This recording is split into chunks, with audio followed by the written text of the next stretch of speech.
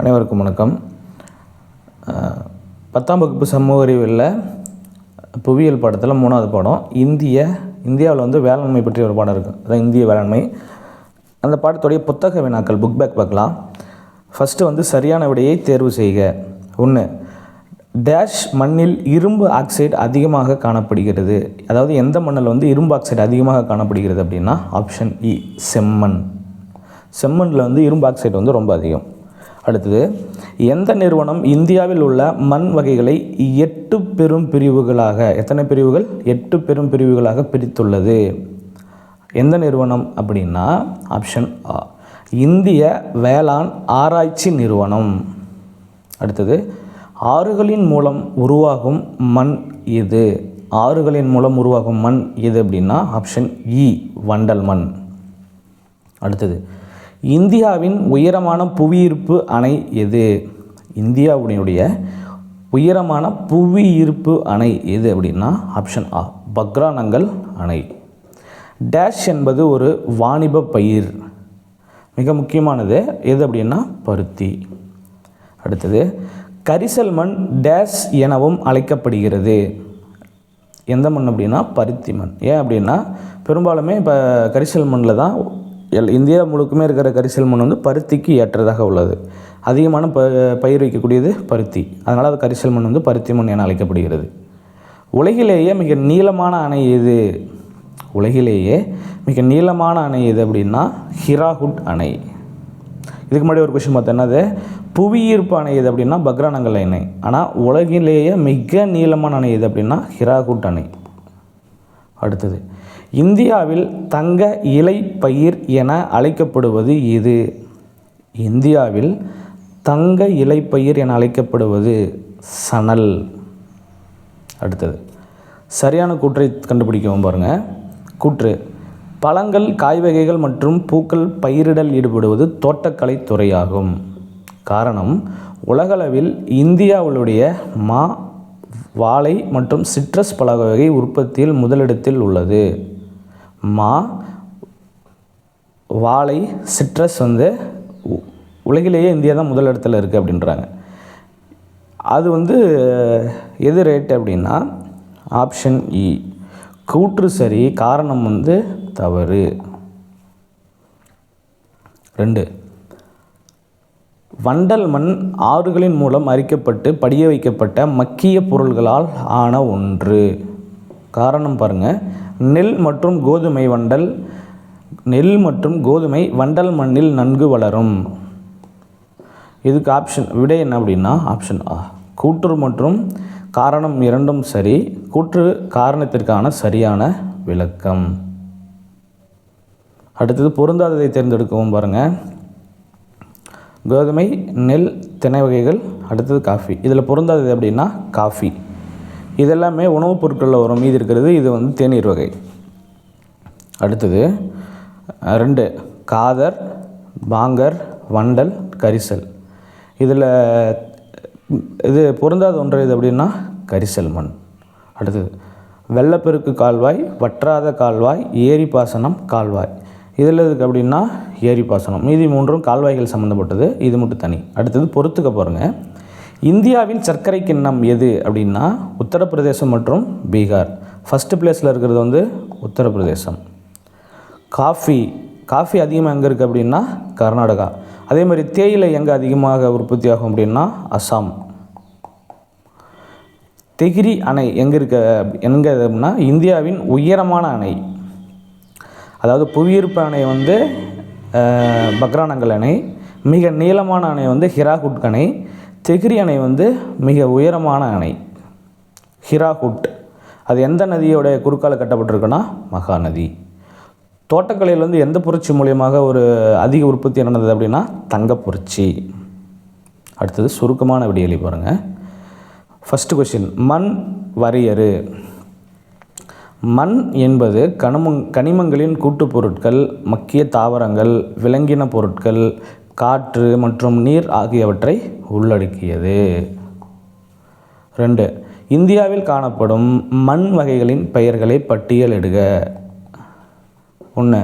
வண்டல் மண், அடுத்தது கரிசல் மண், செம்மண், சரளை மண், காடு மற்றும் மலைமண், வறண்ட பாலை மண், உப்பு மற்றும் காரமண், களிமண் மற்றும் சதுப்பு நில மண். அடுத்தது கரிசல் மண்ணின் ஏதேனும் 2 பண்புகளை எழுதுக. கரிசல் மண்ணின் ஏதேனும் 2 பண்புகளை எழுதுக. 1. கரிசல் மண்ணில் கால்சியம், மக்னீசியம், கார்பனேட்டுகள், அதிக அளவிலான இரும்பு, அலுமினியம், சுண்ணாம்பு மற்றும் மாங்கனீசு ஆகியவை காணப்படுகின்றன. இது ஈரமாக இருக்கும் பொழுது சேராகவும் ஈரப்பதத்தை நீண்ட நேரம் தக்க வைத்து கொள்ளவும் தன்மையும் உடையது. அடுத்தது வேளாண்மை வரையறு பாருங்க.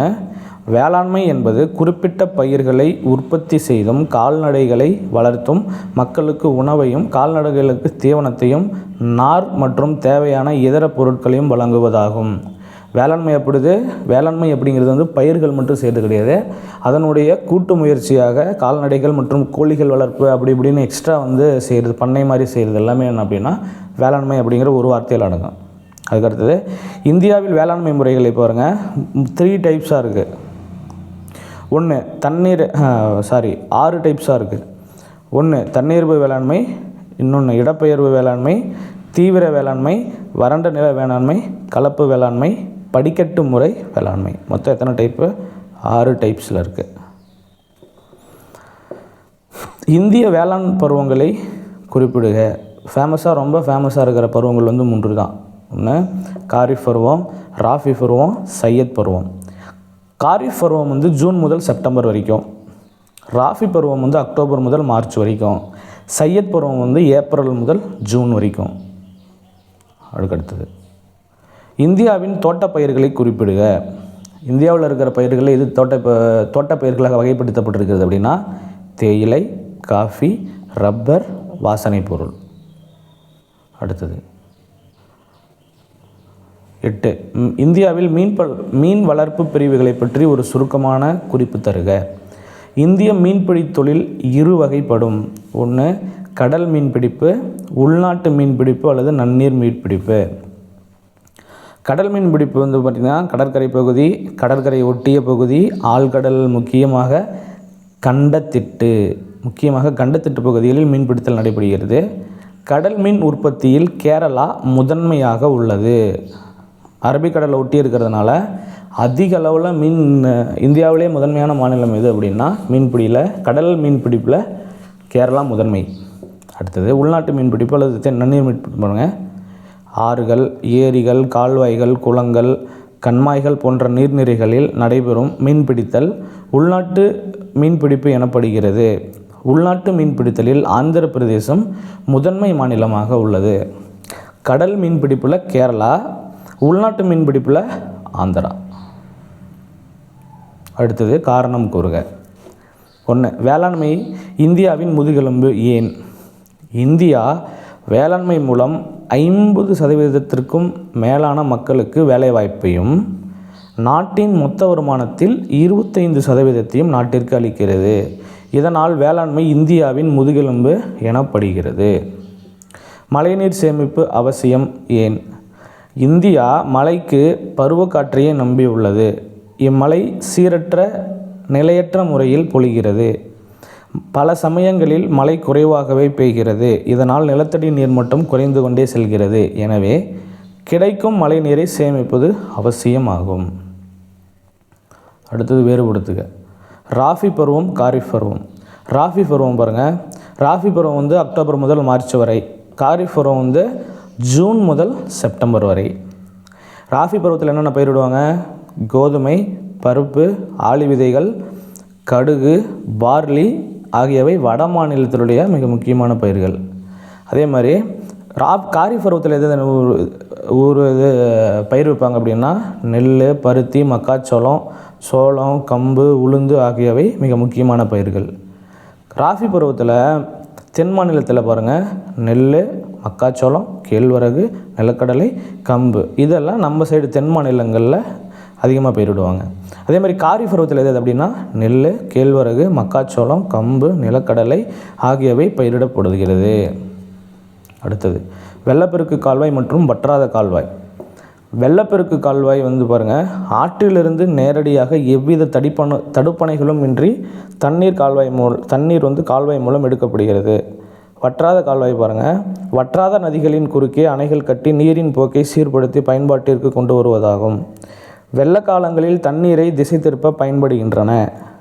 அடுத்தது, வற்றாத கால்வாய்கள் நீர்ப்பாசனத்திற்கு பயன்படுகின்றன. இவை மழைக்காலங்களில் மட்டும் செயல்படுகிறது. இவை ஆண்டு முழுவதும் செயல்படுகிறது. அதே மாதிரி உள்நாட்டு கடல் பிடிப்பு மற்றும் கடல் மீன் பிடிப்பு மற்றும் உள்நாட்டு மீன்பிடிப்பு. கடல் மீன் பிடிப்பு பாருங்கள், கடற்கரை பகுதி, கடற்கரை ஒட்டிய பகுதி மற்றும் ஆழ்கடல், முக்கியமாக கண்டத்திட்டு பகுதிகளில் பிடிக்கப்படுகிறது. உள்நாட்டு மீன்பிடிப்பில் பாருங்கள், ஆறுகள், ஏரிகள், கால்வாய்கள், குளங்கள், கண்மாய்கள் போன்ற நீர்நிலைகளில் நடைபெறும் நன்னீர் மீன்பிடிப்பு இதில் அடங்கும். அடுத்தது, உப்பு நீரில் மீன் பிடிக்கப்படுகிறது. கடல்லாமே உப்பு தான், உப்பு நீரில் மீன் பிடிக்கப்படுகிறது. இது வந்து நன்னீரில் மீன் பிடிக்கப்படுகிறது. இதில் வந்து கேரளா முதன்மை மாநிலம், இதில் வந்து ஆந்திரா முதன்மை மாநிலம். வண்டல் மண், கரிசல் மண்ணுக்கு வேறுபாடு பாருங்கள். வண்டல் மண்ணில் சிற்றோடைகள் மற்றும் ஆறுகளின் வேகம் குறையும் பொழுது படிய வைப்பதால் உருவாகின்றன. கரிசல் மண் வந்து தக்கான பகுதியில் உள்ள பசால்ட் பாறைகளிலிருந்து, மிக முக்கியமானது, எதிலிருந்து கரிசல் மண் உருவாகுதுன்னா பசால்ட் பாறைகள். இது வெளிர் நிறமான மண் ஆகும். இது வண்டல் மண். இது கருப்பு நிறமான மண். இது வண்டல் மண் பாருங்கள், கங்கை, பிரம்மபுத்திரா ஆற்று பள்ளத்தாக்குகளிலும் கிழக்கு கரையில் உள்ள ஆற்று பள்ளத்தாக்குகளிலும் காணப்படுகிறது. அடுத்தது, மகாராஷ்டிரா கரிசல் மண் வந்து பாருங்கள், மகாராஷ்டிரா, மாலவ பீடபூமி, கத்தியவார் தீபகற்பம் போன்ற பகுதிகளில் காணப்படுகிறது. இது வண்டல் மண்ணில் பாருங்கள், நெல், கோதுமை, கரும்பு மற்றும் எண்ணெய் வித்துக்கள் ஆகியவை பயிராகின்றன. அடுத்தது, கரிசல் மண்ணில் பருத்தி, திணை வகைகள், புகையிலை மற்றும் கரும்பு பயிராகின்றன. அதுக்கப்புறம் 5 மார்க்கு. இந்திய மண் வகைகள் ஏதேனும் 5 இணை குறிப்பிட்டு மண்ணின் பண்புகள் மற்றும் பரவல் பற்றி விவரி. ஃபஸ்ட்டு பாருங்கள், இந்தியாவில் காணப்படும் வகைகள் வந்து 8 பிரிவாக பிரிச்சிருக்காங்க. அதில் பண்புகள் மற்றும் பரவல் அடிப்படையில் விரிவாக காண்போம். ஃபஸ்ட்டு, வண்டல் மண். இது உருவாக்கம் எங்கே அப்படின்னா, சிற்றோடைகள் மற்றும் ஆறுகளின் வேகம் குறையும் பொழுது படிய வைப்பதனால் உருவாகின்றன. இதோட வேதியியல் பண்புகள் வந்து பொட்டாசியம், பாஸ்போரிக் அமிலம், சுண்ணாம்பு, கார்பன் கலவைகள் மிகுந்து காணப்படுகின்றன. நைட்ரஜன் வந்து இதில் வந்து மிக குறைவாக உள்ளது. அதே மாதிரி பரவல் வந்து கங்கை மற்றும் பிரம்மபுத்திரா ஆற்று பள்ளத்தாக்குகள், உத்தரப்பிரதேசம், உத்தரகாண்ட், பஞ்சாப், ஹரியானா, மேற்கு வங்கம், பீகார் ஆகிய மாநிலங்களில் உள்ள சமவெளி பகுதிகளில் காணப்படுகிறது. அடுத்து, கரிசல் மண் பாருங்கள். உருவாக்கம் வந்து தக்கான பகுதியில் உள்ள பசால்ட் பாறைகளிலிருந்து உருவாகிறது. இதோட வேதியியல் பண்புகள் கால்சியம், மக்னீசியம், கார்பனேட்டுகள், அதிக அளவில் இரும்பு, அலுமினியம், சுண்ணாம்பு, மாங்கனீசு ஆகியன காணப்படுகின்றன. நைட்ரஜன், பாஸ்போரிக் அமிலம், இலைமக்குகள் குறைவாக உள்ளன. தன்மைகள், ஈரப்பதத்தை நீண்ட நேரம் தக்க வைத்து கொள்ளும் தன்மை உடையது. இது கரிசல் மண். இது எங்கெங்கே பரவி காணப்படுகிறது அப்படின்னா, மகாராஷ்டிரா, மாலவ பீடபூமி, கத்தியவார் தீபகற்பம், தெலுங்கானா, ஆந்திர பிரதேசம் மற்றும் கர்நாடகத்தின் வடபகுதி. செம்மண் உருவாக்கம் வந்து பழமையான படிக பாறைகள் சிதைவடைவதால் உருவாகின்றன. வேதியியல் பண்புகள் இரும்பு மற்றும் மக்னீசியம் அதிகமாக காணப்படுகிறது. நைட்ரஜன், இலைமக்குகள், பாஸ்போரிக் அமிலம், சுண்ணாம்பு சத்துக்கள் குறைவாக காணப்படுகின்றன.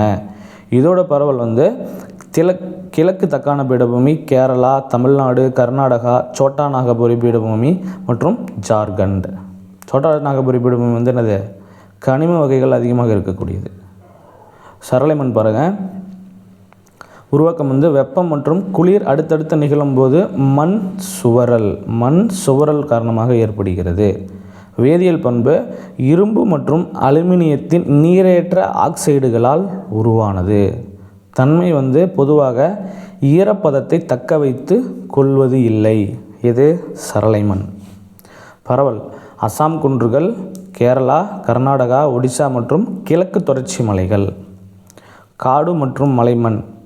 உருவாக்கம் பனிமலை வெப்பநிலை வேறுபாடுகளால் உருவாகிறது. வேதியியல் பண்புகள் பொட்டாஸ், பாஸ்பரஸ் மற்றும் சுண்ணாம்பு சத்துக்கள் குறைவு. இதோட தன்மை வந்து மென்மையான மணல் மற்றும் பாறை துகள்கள் கலந்து காணப்படுகிறது. இது அதிக இலைமொக்கு சத்துக்கள் உடையது. எது? காடு மற்றும் மலைமண். இதோட பரவல் ஜம்மு காஷ்மீர், இமாச்சல பிரதேசம், உத்தரகாண்ட் மற்றும் சிக்கிம். அடுத்தது பல்நோக்கு திட்டம் என்றால் என்ன? ஏதேனும் 2 இந்திய பல்நோக்கு திட்டங்கள் பற்றி எழுதுக. பல்நோக்கு திட்டங்கள் அறிவியல் முறையிலான நீர்வள மேலாண்மை திட்டமாகும். ஆற்றின் குறுக்கே நீர்ப்பாசனம், மின் உற்பத்தி, குடிநீர், மீன்வளம், போக்குவரத்து போன்ற பல்வேறு நோக்கங்களுக்காக அணைகள் கட்டப்படுகின்றன. எனவே இவை பல்நோக்கு திட்டங்கள் எனப்படுகின்றன. ஃபஸ்ட்டு பாருங்கள், நீர், மின் சக்தி மற்றும் நீர்ப்பாசனம் ஆகியவை பெரும்பாலான பல்நோக்கு ஆற்று பள்ளத்தாக்கு திட்டங்களின் முக்கிய நோக்கங்களாகும். இவ்வாறு இந்தியாவில் பல்வேறு நோக்க திட்டங்கள் உள்ளன. அதில் 2 இருக்குது. ஒன்று வந்து பக்ரானங்கல் திட்டம், ஹிராகுட் திட்டம். பக்ரானங்கல் திட்டம் பாருங்கள், இத்திட்டம் சட்லஜ் நதியின் குறுக்கே அமைக்கப்பட்டுள்ளது. இது உலகின் மிகப்பெரிய புவியீர்ப்பு அணை ஆகும். பஞ்சாப், ஹரியானா, ராஜஸ்தான் ஆகிய மாநிலங்கள் பக்ரானங்கல் அணையால் பயன்பெறுகின்றன. அடுத்தது ஹிராகுட் திட்டம். இது மகாநதியின் குறுக்கே கட்டப்பட்டுள்ள பல்நோக்கு அணையாகும். இது உலகின் மிக நீளமான அணையாகும். இத்திட்டத்தால் பயனடையும் மாநிலம் ஒடிசா. அடுத்தது தீவிர வேளாண்மை மற்றும் கலப்பு வேளாண்மையின் பண்புகளை வெளிக்கொணர்க. தீவிர வேளாண்மை பாருங்கள். தீவிர வேளாண்மை என்பது இயந்திரங்கள் மற்றும் பல்வேறு நவீன யுக்திகள் மூலம் உற்பத்தியை அதிகப்படுத்துவதாகும். சிறிய நிலத்தில் பூச்சிக்கொல்லிகள், களைக்கொல்லிகள், ரசாயன உரங்களை அதிகமாக பயன்படுத்தி அதிக விளைச்சலை பெறுவது இதன் நோக்கமாகும். கலப்பு வேளாண்மை. கலப்பு வேளாண்மை என்பது பயிரிடுதலுடன் கால்நடை வளர்ப்பு, கோழி வளர்ப்பு, மீன் வளர்ப்பு, தேனீ வளர்ப்பு போன்றவை உள்ளடக்கியதாகும். இது விவசாயிகளின் பல தேவைகளை பூர்த்தி செய்கிறது. அடுத்தது நெல் மற்றும் கோதுமை பயிரிடுவதற்கு ஏற்ற புவியியல் சூழல்கள் பற்றி விவரி. நெல் இந்தியாவின் பூர்வீக பயிராகும். உலகளவில் நெல் உற்பத்தியில் இந்தியா 2ஆம் இடம் வகிக்கிறது. ஃபஸ்ட்டு பிளேஸ் எது அப்படின்னா சீனா. அடுத்தது நெல் அயன மண்டல பயிராகும். 24 டிகிரி செல்சியஸ் சராசரி வெப்பநிலையும் 150 சென்டிமீட்டர் ஆண்டு மழையளவும் நெல் பயிரிட தேவையான சூழல் ஆகும். வளமான களிமண் அல்லது வண்டல் மண் நெல் சாகுபடிக்கு ஏற்றது. நெல் பயிரிட அதிகமான தொழிலாளர்கள் தேவை. 3 முறைகளில் இந்தியாவில் நெல் பயிரிடப்படுகிறது. மேற்கு வங்காளம், உத்தரப்பிரதேசம், பஞ்சாப், தமிழ்நாடு, ஆந்திர பிரதேசம், அசாம், ஒடிசா ஆகியன நெல் அதிகம் உற்பத்தி செய்யும் மாநிலங்கள் ஆகும். கோதுமை பாருங்கள். நெற்பயிருக்கு அடுத்தபடியாக 2வது முக்கிய உணவு பயிர் கோதுமை ஆகும். தென்னிந்தியா முழுமைக்கு அதிகமாக இருக்கிறது வந்து நெல், வட இந்தியாவில் கோதுமை. கோதுமை விதைக்கும் பருவத்தில் 10 முதல் 15 டிகிரி செல்சியஸ் வெப்பமும், முதிரும் பருவத்தில் 20 முதல் 25 டிகிரி வெப்பமும் தேவைப்படுகிறது. 85% அதிகமான கோதுமை உற்பத்தி உத்தரப்பிரதேசம், பஞ்சாப், ஹரியானா, ராஜஸ்தான், மத்திய பிரதேசம் ஆகிய 5 மாநிலங்களில் இருந்து கிடைக்கிறது. கரிசல் மண் காணப்படும் மகாராஷ்டிரா, குஜராத் மாநிலங்களில் கோதுமைகள் பயிரிடப்படுகிறது. அதாவது இந்தியாவுடைய மத்திய மாநிலங்கள் அனைத்துமே கோதுமை உற்பத்தியில் மிக முக்கியமானது. அவ்வளோதான். Okay, thank you.